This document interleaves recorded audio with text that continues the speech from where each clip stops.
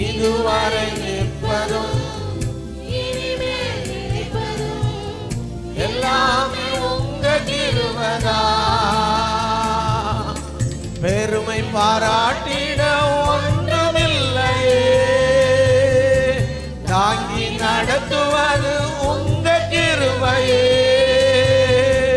பெருமை பாராட்டிட ஒன்றுமில்லையே, தாங்கி நடத்துவது உங்க கிருபையே. நன்றி சொல்லி துதி பாடி மனதார தொழுகிறோம். நீங்க இல்லாம வாழ முடியாதையா, கிருபை இல்லாம வாழ தெரியாதையா, நீங்க இல்லாம வாழ முடியாது.